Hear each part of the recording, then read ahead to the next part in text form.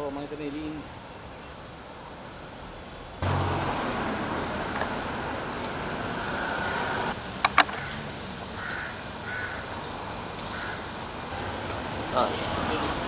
ඉතින් අද මීටින් එකක් ඇදලා තියෙන්නේ.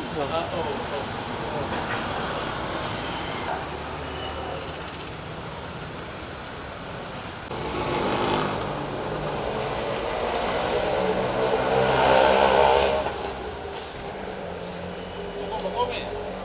முதல்ல தமிழில் சொல்கிறதுக்கு அப்புறம் இங்கிலீஷில் சொல்லுவேன்.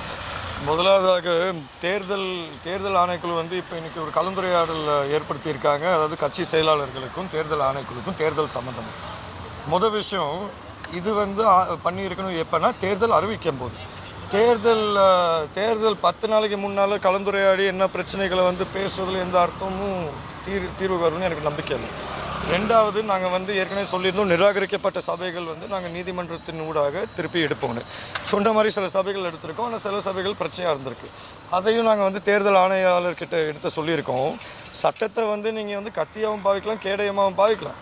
இங்கே வந்து ஒரு சார்பாக நடக்கிறதுல எந்த விதமான அர்த்தமும் கிடையாது. ஜனநாயகம் தான் தோக்குமே தவிர மக்கள் தான் தோப்பாங்களே தவிர உண்மைக்கும் இவங்க செய்ய வேண்டிய வேலையை இவங்க செய்ய மாட்டேங்கிறாங்கன்னு நாங்கள் எடுத்து சொல்லியிருந்தோம். அது மட்டும் இல்லாமல் இன்னொரு விஷயமும் இருக்குது.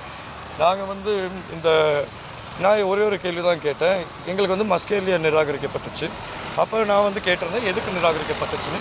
இல்லை அங்கீகரிக்கப்பட்ட நபர் வேட்புமனு தாக்கல் செய்யாதனால இன்னொரு நபர் செஞ்சனால நிராகரிக்கப்பட்டுச்சு. இப்போ நான் மேலே வந்து தேர்தல் ஆணையாளர்கிட்ட கேட்டேன், அங்கீகரிக்கப்பட்ட நபருக்கு வந்து உடம்பு சரியில்லை, நாங்கள் வந்து மெடிக்கல் கொடுத்துருந்தோம், இன்னொரு நபரை அங்கீகரித்தோம், அஃபிடேவிட்டோடு அதை நாங்கள் சமர்ப்பித்தோம், ஆனால் அதை ஏற்றுக்கல. அது ஏன்? அதுக்கு அவர் எந்த விதமான பதிலும் சொல்லலை. அதை திருப்பியும் பார்க்குறேன்னு சொல்லியிருக்காரு. கட்டாயம் அதுக்கு சம்மந்தமாக அது ஒரு தீர்மானம் எடுத்தாகணும்.